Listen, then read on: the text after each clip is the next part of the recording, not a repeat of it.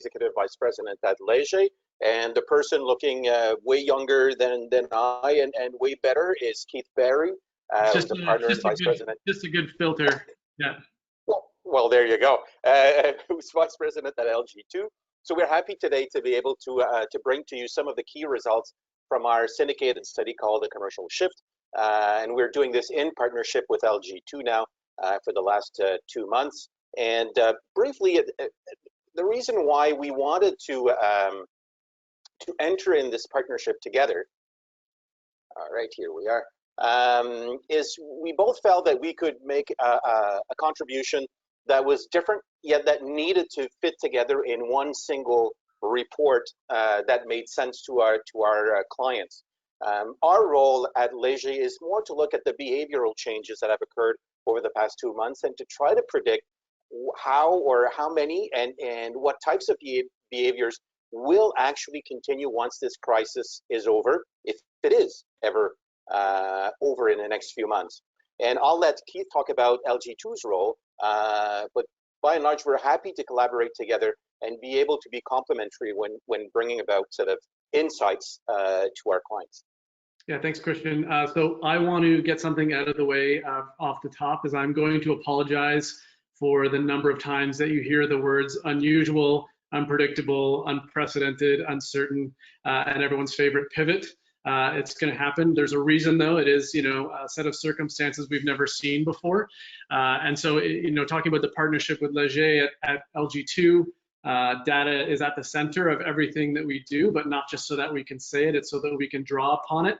And through this study, the aim has been to make sure that we have our finger on the pulse of consumer perceptions and behaviors and how those are changing minute by minute. And our job at LG2, and what you'll see some of today, is to be able to draw upon that raw data, help transform them into insights, and then, overlaid with empathy, we can help to create new solutions that hopefully connect people and drive change for our clients and ultimately drive business results as well. Perfect, thank you.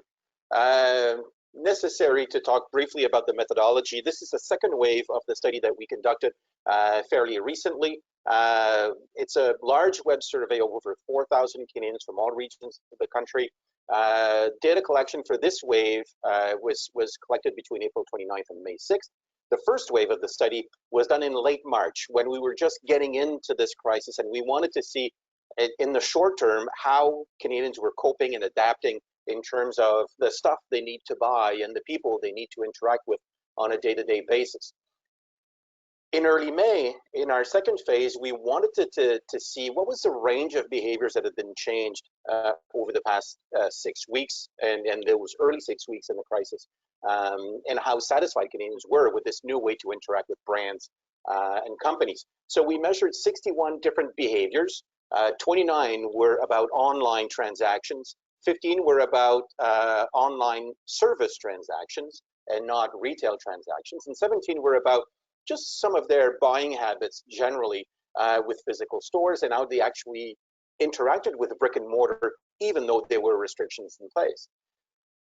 To help LG2 as well in the work that they wanted to accomplish through this research, we also measured 57 elements of attitudes, values, and how this was changing how Canadians feel about their perspective on life and on adapting to this new reality. It went from housing to food to socialization to work to how they care for themselves and have fun during this crisis, but also how they manage their finances and how they wish to get involved in the community. So you can see sort of the wide-ranging scope of the study to be able to provide both sort of what are those micro behaviors that have been changed by this crisis, but also how it actually drives our values as a society.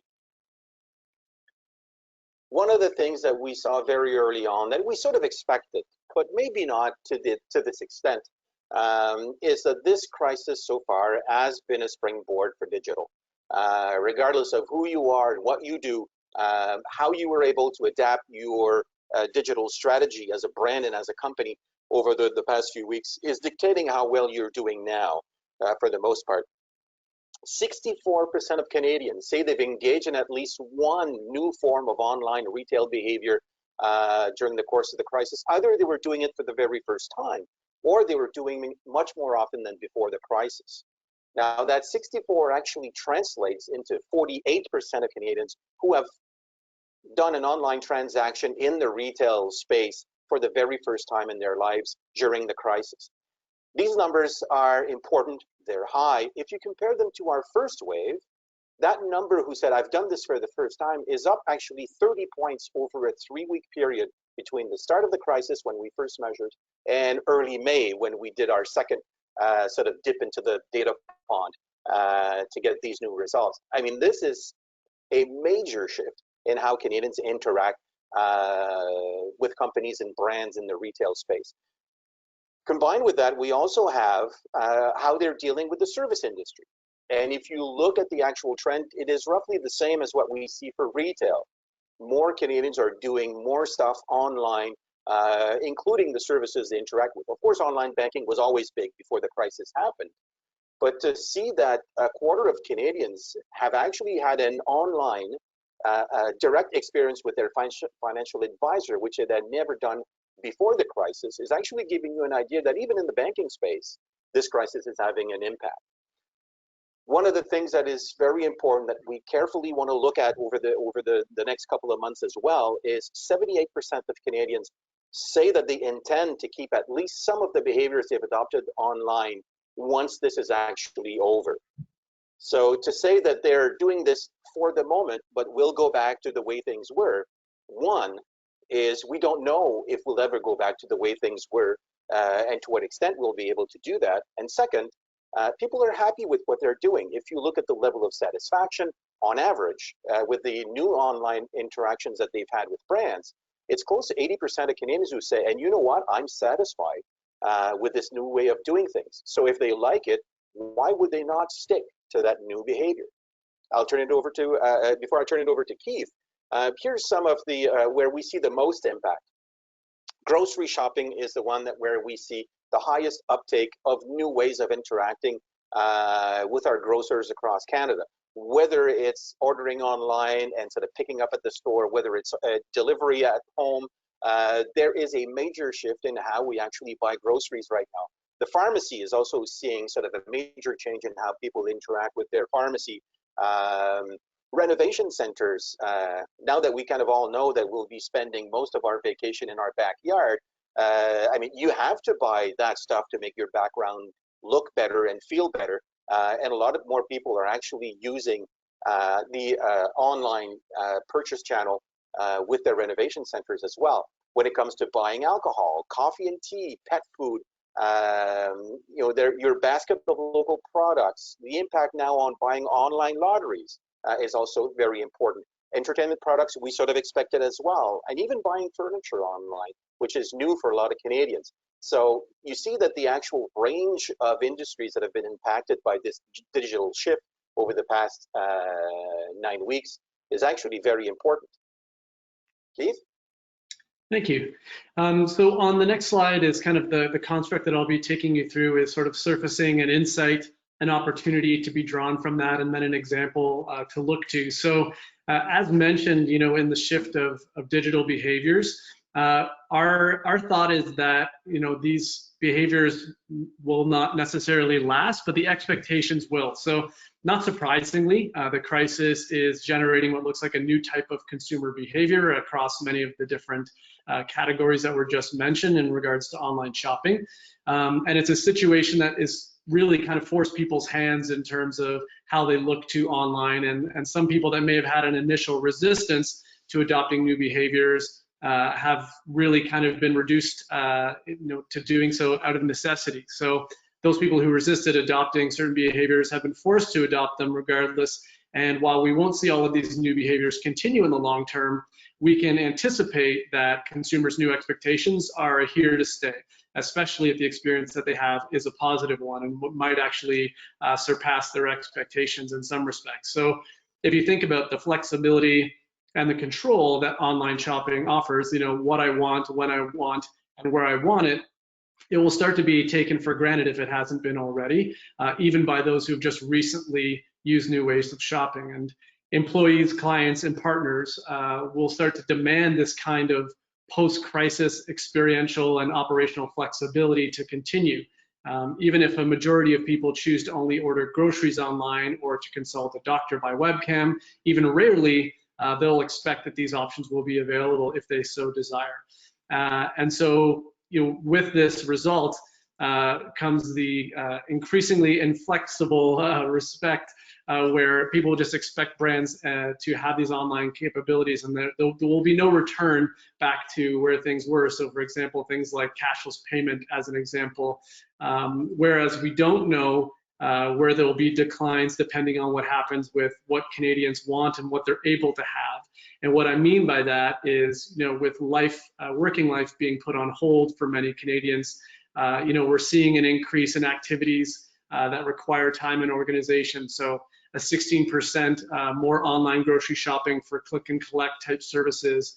Recreational and educational activities have increased 23% up for TV and movie viewing, and 44% increase in leisure time for 18 to 54-year-olds. But at the same time, as the economic effects of COVID-19 take hold, what can we expect in terms of what people will be able to afford to do, as well as what people will have time to do depending on their working situation?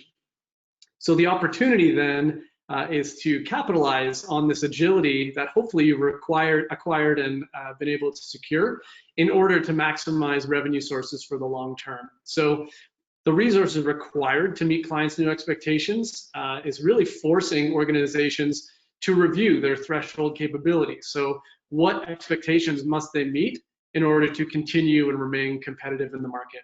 So companies that adapt efficiently are showing that they're more agile than maybe they even imagined, and that's partly out of necessity. So there's a major opportunity to capitalize on this agility, but we want to ask a couple of questions while doing so. So what behaviors will represent the new minimum requirements for your category? What are the key strategic competencies and capabilities that will now be required to define your new competitive advantage, or maybe protect the one you've already acquired? So the companies that can correctly distinguish their clientele's intentions from their capabilities and limits are the companies that will see their financial risk decrease and potentially increase financial opportunity. In fact, we would wager that some of the industries most deeply affected by the crisis, so whether that's restaurants, tourism, and entertainment among them, could ultimately come out as the big winners in the long term, depending on how they're able to pivot, there's that word, by the very nature of how this moment in time is forcing them to fundamentally question how they operate.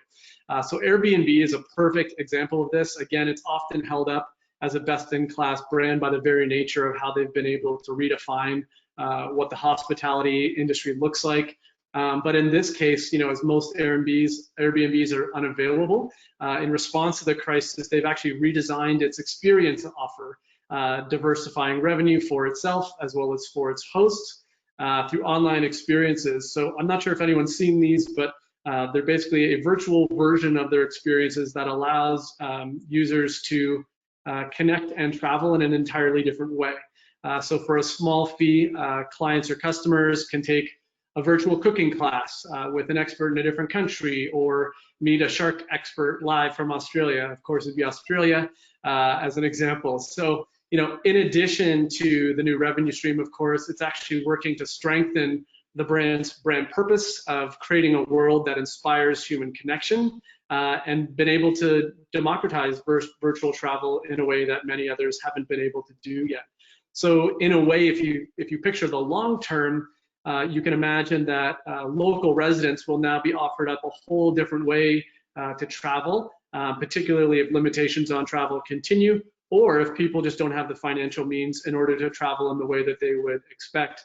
Airbnb has sort of carved out a unique offering to suit that unexpected need. All right, thank you.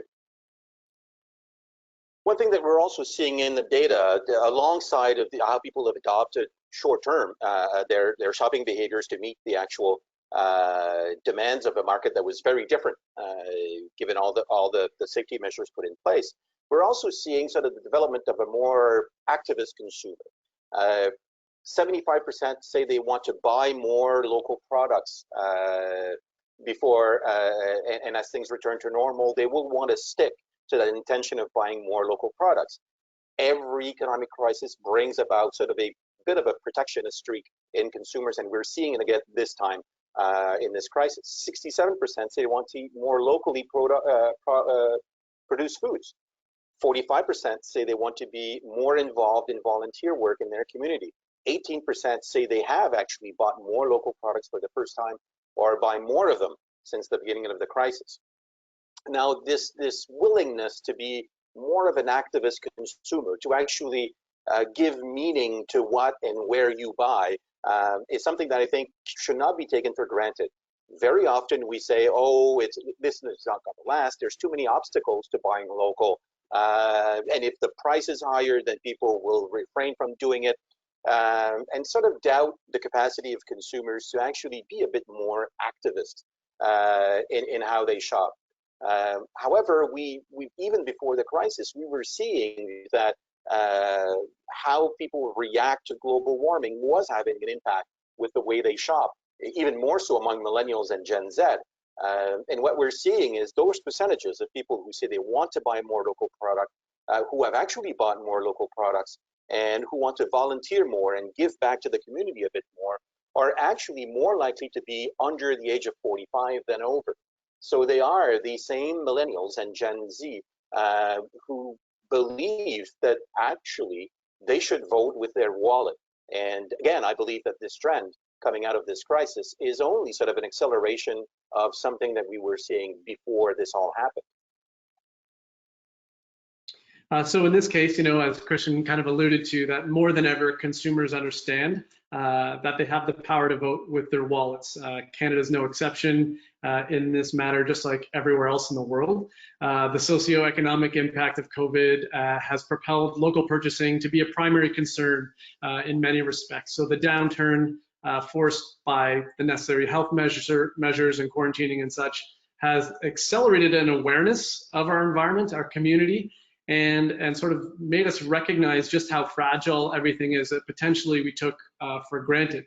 So now more than ever, Canadians understand that they have the power to vote with their wallets, even if they don't see it as a political sort of point of view, but sort of representative of how they can contribute and how they can keep the life and the community and the things that they value can keep that up and running. So a dollar spent here can be a job or a business saved there.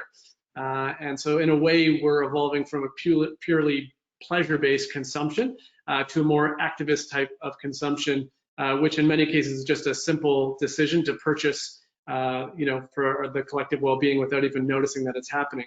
One of the populations that is sort of slower to adopt this are those over 55, even if they still express a strong desire to increase consumption of locally sourced goods. What's interesting that we've seen is actually the perspective on what local means across Canada. And so we've seen the concept of local vary to some degree. So for some, you could argue that local is from Canada versus other countries, whereas for others, it is literally local, where it's down the street, where you're ordering wine or beer from a local restaurant while they have their sit-in service suspended. But one of the things that we did at LG2 was weeks after the pandemic, we worked with a range of our clients to create a local campaign to support brands where local was Quebec. It was called In This Together. It was really successful, but because it really leveraged the notion and the community that was province-wide and sort of how that suited sort of the zeitgeist of that province.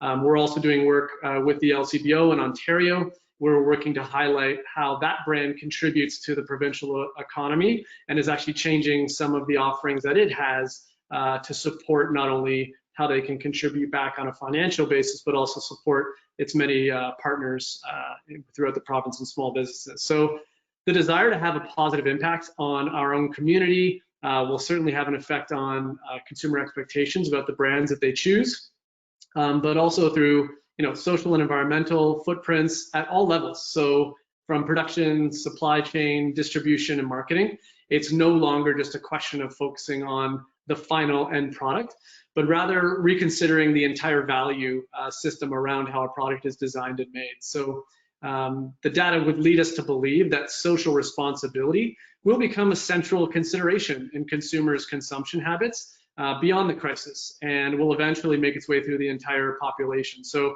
of course, we're not saying that price won't remain a significant consideration, and in some cases the primary, especially in the context of a recession. But in most cases, corporate responsibility will become a standard, and then brands will be fighting it out over price from there.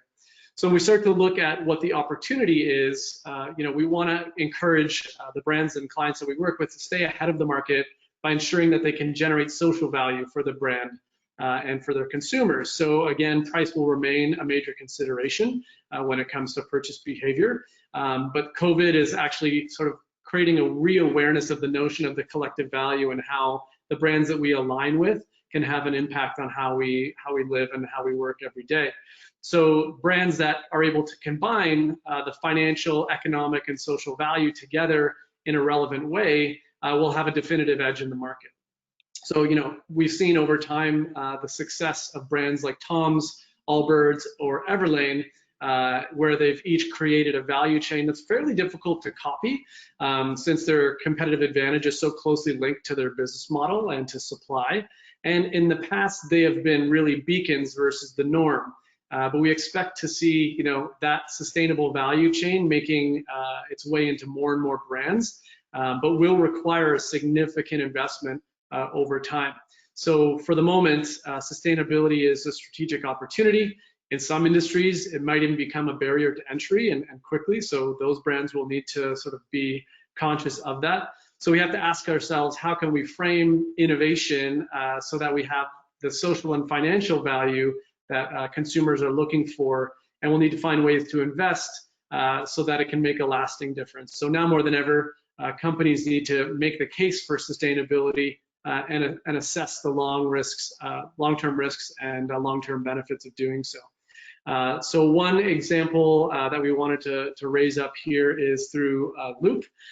So in many respects, it's kind of counterintuitive that Loop would be doing really well here, given sort of what the day-to-day sort of routines that people look like if you think about buying single-use products for fear of cross-contamination and sanitization concerns.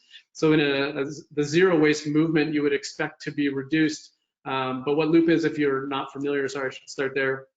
It's an online platform that sells products for major brands, but they're wrapped in multi-purpose and reusable packaging.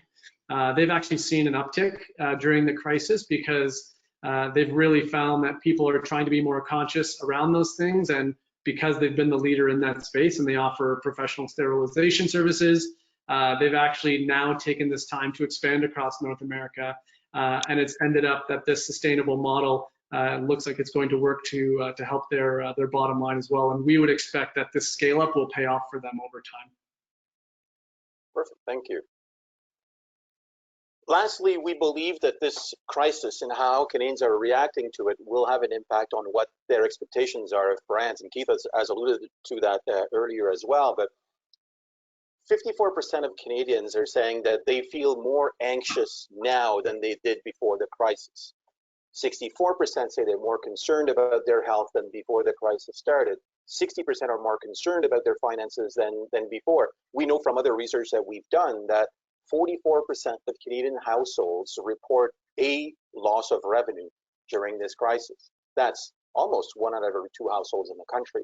49% say that they manage their finances more with a short-term bent to it in mind. It's not only the RRSPs for later, it's basically how should I adapt and now have a short-term saving strategy that I may not have had before the crisis. This whole thing is making us more aware and conscious that, one, we need to save for a rainy day, because for a lot of Canadians it's been pouring for 8 weeks. We need to plan better, to actually find ways in how we look at what we buy and where we buy to actually relieve some of the anxiety we feel in our lives. And actually this sort of am I an anxiety creating company? Is my process creating anxiety with my customers? Am I finding a way to position my service, product, or even position myself as a company to aim at this anxiety reduction that Canadians now need, but will need moving forward as well. I think very much this goes to service delivery and our capacity as brands to better service Canadians in the future. Yeah, so building on that, so consumers are less and less predictable and more unique. And we're not just talking about our favorite millennial group, which are often, sort of branded as being snowflakes. There really is a true opportunity to deliver on the unique needs of every population. So the instability and uncertainty caused by COVID has made Canadians' priorities and habits harder and harder to predict, honestly. And that's because the health and the economy are more central to Canadians' concerns. As Christian mentioned, 54% of people are feeling more anxious than they were before. And for some, especially essential workers, health and finances are actually kind of two contrasting variables, which can cause an even greater degree of inner conflict. So should you prioritize the health of everyone in your household or your household finances? Who can afford to reconcile both? Should you choose your children's education or performing effectively at work and securing your finances? So this unpredictable behavior is likely to persist because in the months and potentially even the years to come, the decision-making parameters will continue to change and will continue to be volatile. So seasonal habits and traditional needs and the seasonality that affects many of our clients will be called into question. So will you be planning a summer vacation, or will you use funds that you have to buy a swimming pool if you're so fortunate? Will you continue to look for a long-term facility for an aging parent, or will you move them into your home? Will you move out, or will you stay a little bit longer in your parents' basement? So already 49% of Canadians are resorting to a short-term personal financial management sort of approach. And for many of them, living in the moment is not only more relevant, but it's kind of all that they can handle at this current time. And so currently, family factors and employment status are continually further dividing those experiences of Canadian households. So for some, the crisis seems to have increased the pace of life, as I'm sure it has for many of you. I know, hours seem to sort of bleed into one another now. Whereas for others, and I'm a little envious of this group, they have a lot more personal time, and they feel they can slow down and take advantage of this time. So essential workers, people working from home, retirees, the unemployed, individual realities that are sometimes so at odds with one another are going to make it even increasingly harder to target these populations. So the crisis is really accentuating and amplifying the uniqueness of each community, each home and individual that we saw even before the crisis. So the opportunity here is to try and find a way to value the uniqueness of each individual through the overall brand experience, and not necessarily just through the service offering or the products that our clients are selling. So while in the past few years, we've obviously been pushing organizations to better understand their audiences, refine their business intelligence, the crisis is also pushing them to reconsider their current tools and marketing intelligence, which is exactly what this study is about. So as consumers become less predictable, current segmentation and personas will need to be updated continuously to reflect this change. And as the effects of the crisis vary from one place to another, from one community to another, we might have to imagine a different way of developing segmentations and prioritize different geography. Maybe it's by neighborhood now. Even if you think of the composition of the family and how dramatically that can alter your day-to-day living and the effect on your decision-making, just thinking about living in a condo downtown versus living in a separate or sort of a single-family home, whether you have kids at home or not while you're trying to work, it's going to make a big difference in terms of what you want to and what you're able to prioritize.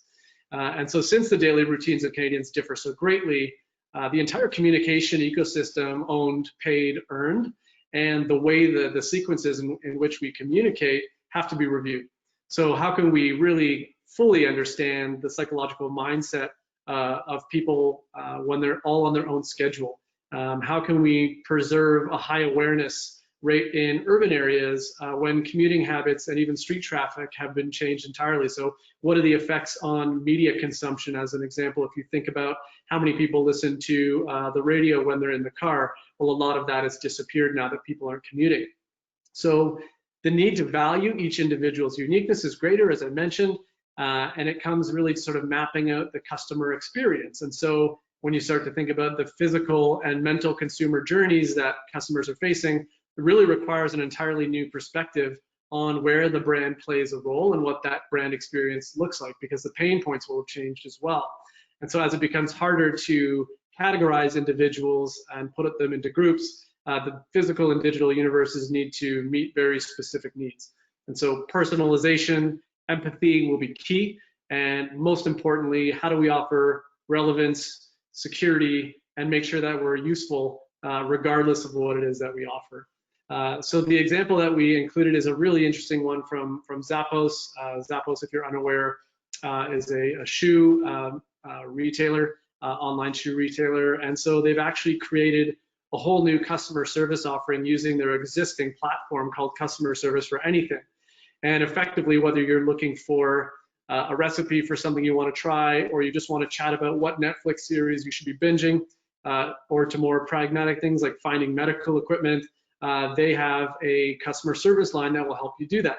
And so it's really interesting because in many respects, it becomes kind of the very essence of empathy and generosity, because they're not necessarily selling anything through their customer service, but they're offering up something that connects directly with their brand promise and sort of puts sort of the connection, the emotional connection at every step of the decision-making experience, and hopefully making the overall brand experience with Zappos that much more enriching.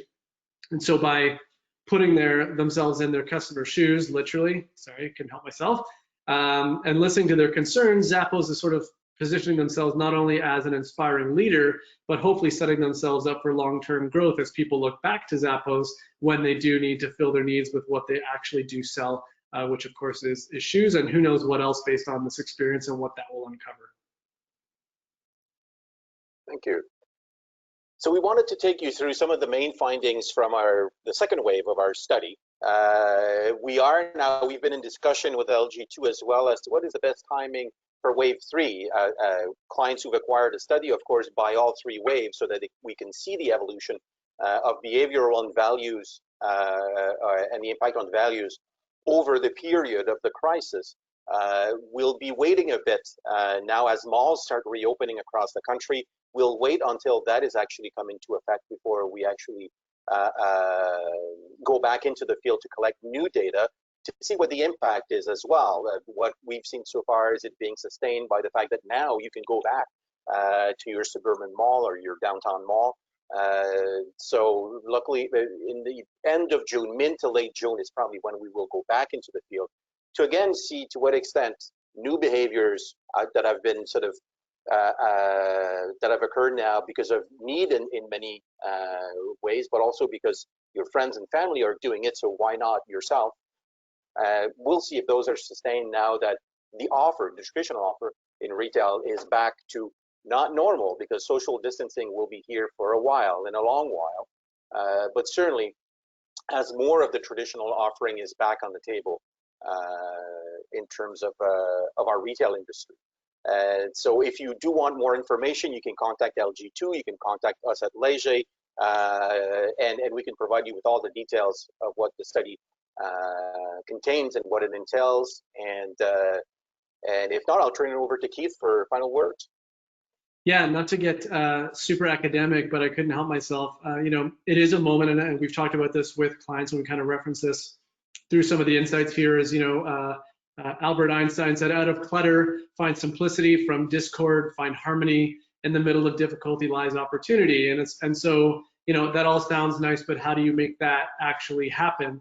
Because it can obviously feel daunting, especially when you're dealing with a number of new circumstances. So part of the ability to define and sort of take advantage of new opportunities is having access to the right information and being able to cut through the noise, and then having the right people in place to take action. On my team, we often talk about the idea that strategy is often 2 parts. One is, what is the strategic direction? What are you trying to accomplish? And the second half of the strategy is how you make it happen. And I think that's where we can all, as marketers, work and be a bit more aware of what the implications are around the how we can put the strategy into place as the operational challenges are greater than ever. In terms of what happens next, in some respect, it's everyone's best guess, but we'll be obviously tracking this too, as Christian mentioned, on the next wave of the study, of what things look like on the other side of the pandemic. How will longer term decisions be affected? Even if you think about where and how we live, will living in the city have the same allure when the cultural benefits are outweighed by congestion and rising costs? How will longer term buying cycles be affected? We talked about how people are living in the moment and trying to manage day by day, especially when it comes to their finances.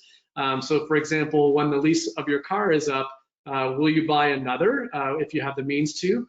Or on the flip side, will you need to get a car because sharing services like Uber or rental services don't really fully feel safe again, and that position has changed. So our position is that the brands that will win will be those that at their core have defined what they're about, what they offer on an emotional or rational basis, as always, but then aren't afraid wait for it to pivot, to address the new norms, because they will likely be changing as we go through this crisis, and then probably quicker than ever before on an ongoing basis. So that's sort of our perspective. But we're obviously, while it is a very challenging time and it can be scary, it is certainly an interesting time to try and find opportunities for our clients and make sure that we can provide value in that manner. Great, thank you. I guess I'll turn it over to Jessica to see if there are any questions. We still have a few minutes for questions. Yeah, time for one or two questions. Thank you, Keith and Christian. If you have questions, like I told you before, you can ask them on the question panel, or you can also raise your hand if you want to speak. I'll then unmute you. We have a lot of thank you at this time, so thanks a lot from the participants. One of the questions is this webinar will be available after. We will send it to you, so yes, don't worry, every participant will get the recording.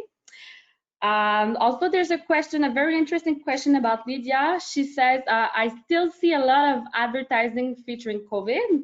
When do we start going back to ads where we just sell products and services? I don't know, Christian, you want to take it, or do you want me to jump in? Please jump in, but it doesn't mean I'll pass. I certainly have something to say about it.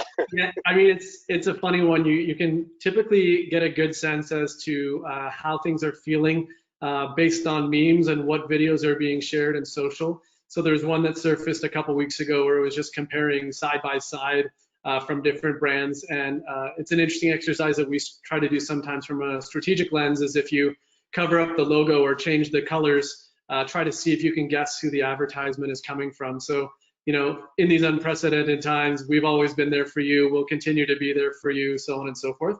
So I feel like while that has been appreciated to some degree, I feel it's kind of coming to a close.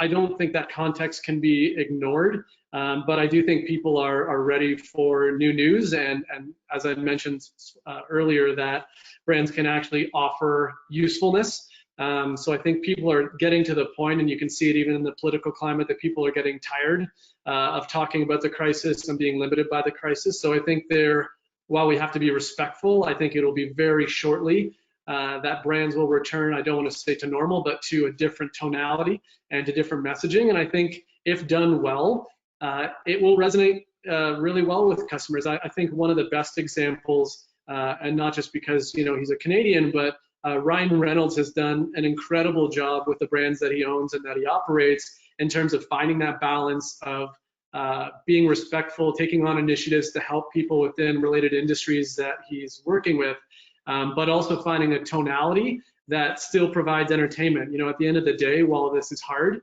I think everyone still likes to be entertained, wants to have a good laugh, and wants to think about things besides the crisis. So I think you'll see that change more and more now, but you'll see how cautious brands are. I even heard a radio ad the other day from Toyota about a sales event about how you should be getting out and driving forward. It felt a little off to me in the way, because it felt like it was the intention of the ad was to really get you to the dealership and buy, versus what the brand is actually promising and how they can make your life better. So I think there'll be a balance moving forward. Yeah. But I do agree that at some point it has to come to some form of end. There's just so much you can do in terms of sort of ride that horse of everybody being so empathetic with everybody else, which is normal in these circumstances. But certainly the the ad featuring healthcare workers with tearjerker music in the background, and how your brand supports those who help Canadians live through this crisis. I think we've pretty much reached the end of that rope. At some point, it'll sound like it's sort of microwavable advertising to some extent. I do believe, though, that if your service offering and the way you can help consumers now in this new reality and feature that in your ads to recognize that this has changed how you can deliver a product or service to them, that is still fine, though, because we are still in this adapting to the new normal. But at some point, your ad should be about how good you are and how maybe better you are now than you were 2 months ago. For example, if you're in the retail space and there will be limitations on traffic into your store, if you can feature some way or some element of your service offering where you're making waiting in line fun, and you're actually finding ways to alleviate the barriers to entering the store, and if you are adapting your service offering to the new situation, you can certainly talk to consumers about it. But I would start to stay away from some of the advertising, which maybe brought us all together at first during the crisis, but at some point may actually hurt your brand if it sounds like it's basically trying to ride the coattails of the crisis. Thank you, Kate and Christian. We have a few more questions. We're at about 45 minutes. I think we will stop there if you don't mind. If you have any more questions, just feel free to write to us or to Keith or to Christian, and anyways, we will send the recording. So if you have more questions, just go ahead and write to us. Do you have anything else that you want to share, Christian and Keith? That's good. I think probably heard enough from me today. Yeah, just I want to thank people for taking the time on a Friday early afternoon to spend some time with us. Thank you for being there. Enjoy the weekend, and thanks, Keith, again for doing this together. Pleasure. Thanks, everyone. Excellent. Thank you so much. Bye-bye.